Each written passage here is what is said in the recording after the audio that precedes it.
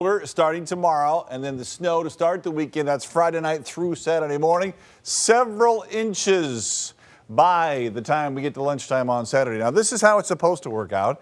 You know this, right? December, January, February are the snowiest months, but so far this year, it was the Big Bang. Veterans Day storm, 9.5 there in November. Then it's been 2.5 December and half of January. But we're about to start to rectify that. Let me show you what's going on. This is midnight Friday night into Saturday morning. Here comes the snow with temperatures in the 20s. About 10 o'clock or so, we start to get a change over here to some rain.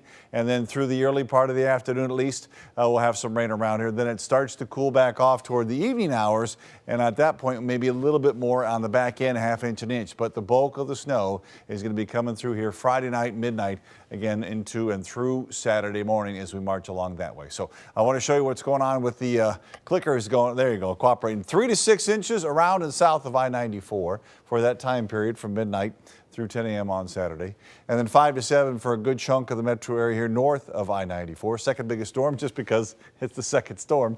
Changes to rain in the afternoon. That means you got to get the shoveling going, because if you don't get the snow up and it starts raining on top of it, it's just going to get heavier and heavier. And then when it gets cold Saturday night and Sunday, it's going to turn to ice and crust that you won't be able to get up. So here's some here are a lot of numbers.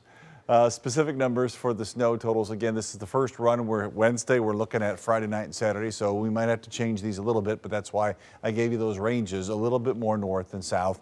As we go into the rain again, that's an issue. So slick roads in the morning because of the active snow coming down at a pretty good pace, as a matter of fact, when you get up Saturday. And then again, Saturday night as things begin to refreeze, the slush and snow combination at that point. Outside right now, there are a few little rain showers here. It's not been a big deal, and temperatures are warm enough. 37 in Detroit, 37 in Lapeer, 37 in Metro, 36 in Monroe, that you don't have to worry about anything other than just a little wet road. 30s or so with the mixed showers moving through. They're few and far between. They're all out of here by about 10 o'clock or so.